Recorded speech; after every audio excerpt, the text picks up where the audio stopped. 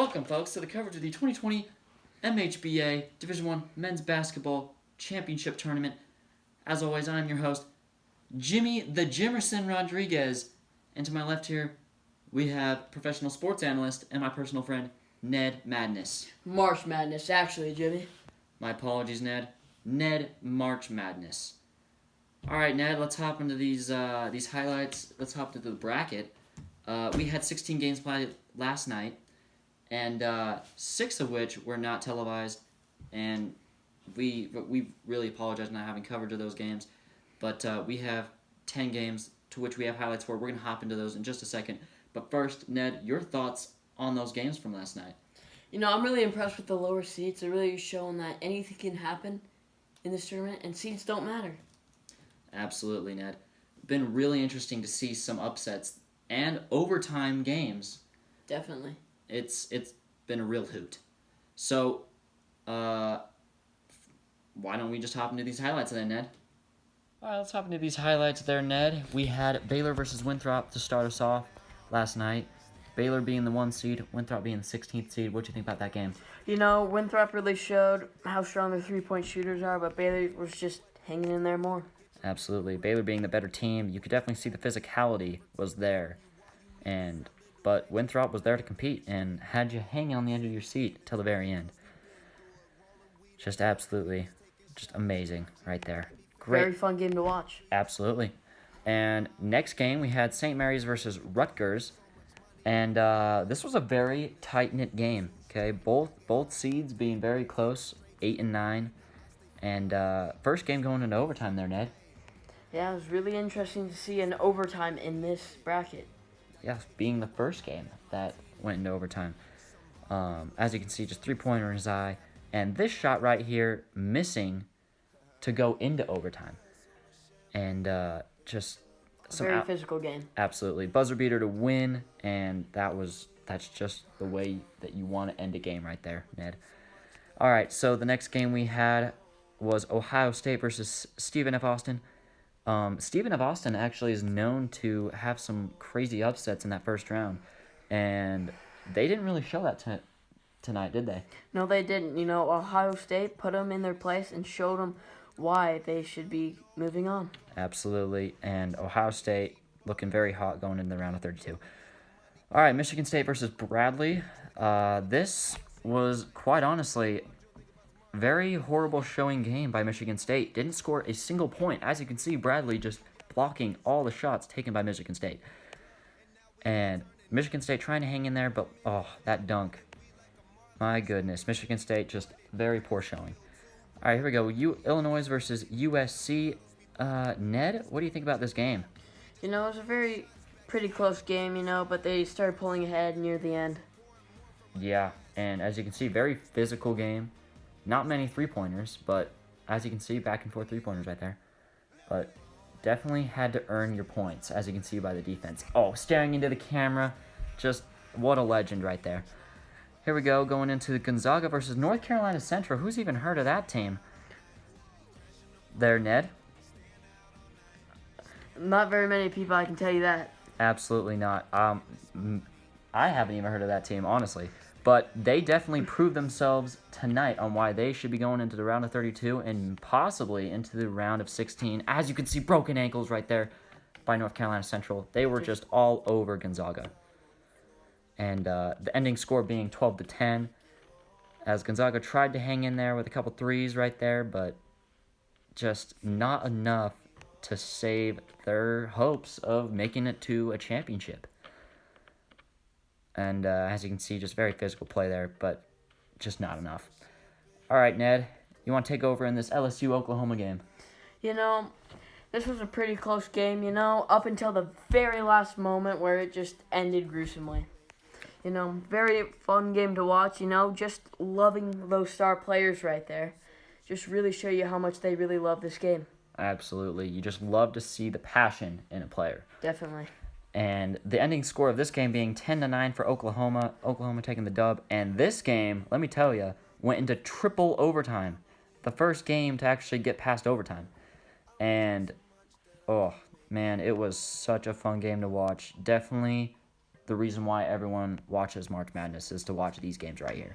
Dude, it was super exciting just to see the very first triple overtime was just history to be made right there. History to be made, exactly.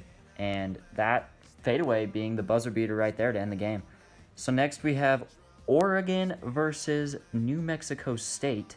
And let me tell you, not too close of a game, 9-7, but Oregon really controlled the game the whole way.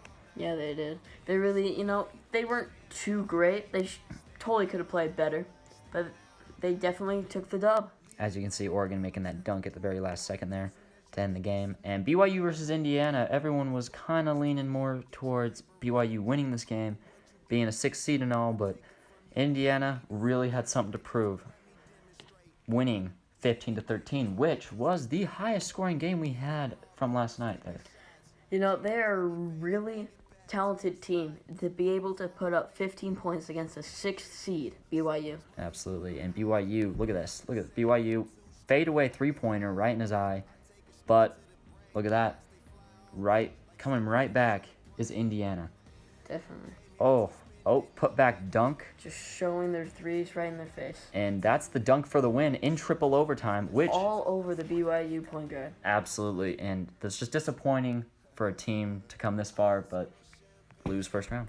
Now, the game that no one expected UC Irvine to ever win was against San Diego State, the 2nd seed.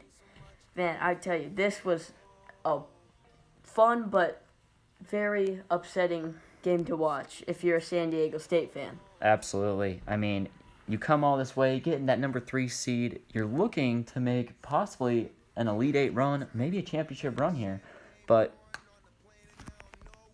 you get lost in the train of thought of UC Irvine just destroying you.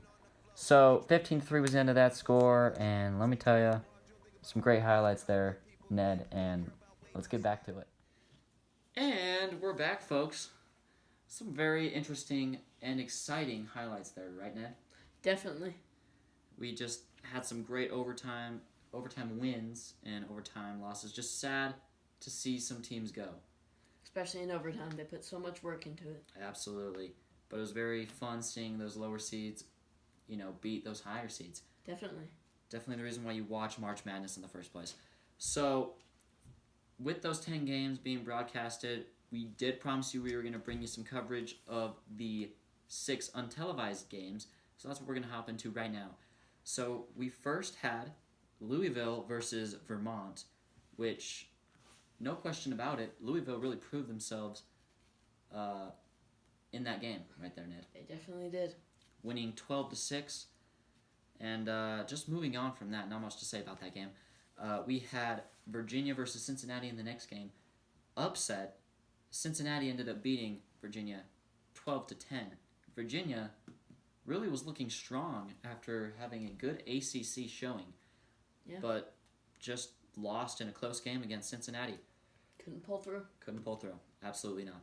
And the next game, we had Creighton and Little Rock. And let me tell you, usually Little Rock's had some upsets in this tournament before, but Creighton, let me tell you, 14-3 is really showing why they are the hot team going into this bracket.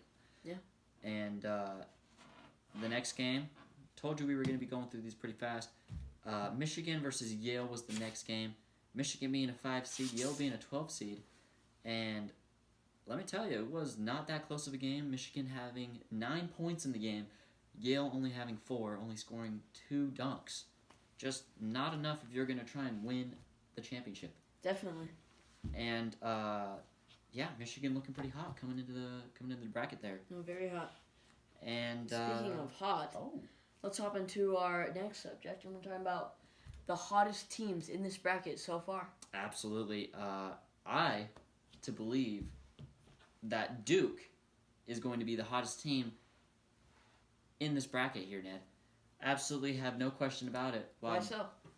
Well, first off, let me tell you, they went against a pretty decent Belmont team in that first round, which, other teams facing pretty decent teams in the rounds, they've been pretty close game. No, Duke blew them out of the water, winning 14-2, only letting them score 1 basket, while Duke was just scoring threes, scoring twos all over their freaking faces.